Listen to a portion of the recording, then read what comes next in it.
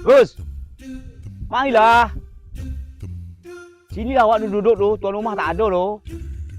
Kalau ada tuan rumah kan sibuk bekerja. Santai lah, duduklah sini. Sibuk bekerja.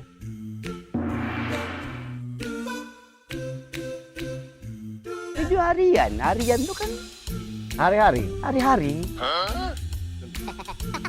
Tengok mandor main game dah dapat dah 40 juta dah menang. Ha, itu lah, mandor yang mengajar awak macam gitu. Kamu dia mengajar Susah kerja kerja tak bangunan elok. main game jawab kerja.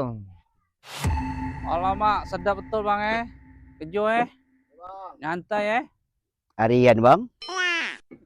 Tuan rumah tak ada sini tu.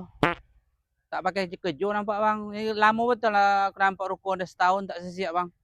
Kerja nyantai-nyantai betul. Dunia semua tu bang. Kerja ni belum lahir awak lagi dah ada dah. Santai lah bang. Tuan rumah bukan ada dia. Dia je paling percaya sama kami. Oh, ni harian atau apa borongan lah? Harian bang, harian tuan rumah. Oh, baiklah aku tengok setahun lebih lah saya tak siap bangunan ni. Bangunan dua pintu. Dia beransur-ansur bang kata dia. Mandor mana bang mandor? Itu orang main game dia. Dia mengajar kami kerja tak elok. Kami ikutlah. Bisa rugi tuan rumah ni kalau macam gini bang. Hitung harian ni kerja santai-santai gini ni. Sampai setahun tak siap.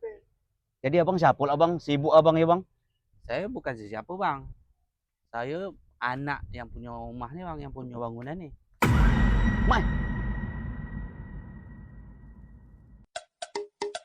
Kerja. Ngopi je kerja. Besok tak usah hantar kopi-kopi lagi. Ya bang, ya bang. Tu ikat batu bang. Mandor tukang samo yo. Ni dah bang kerja sekarang bang. Setiap hari Jumaat dia minta gaji dah, minta upah. Kerja tak mahal pula tu. Kerja malas.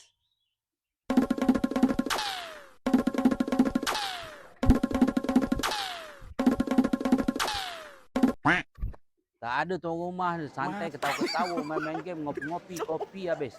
Bangunan setahun, 2 tahun tak siap. Macam gini hancur ni bangunan aku, mak aku punya ni.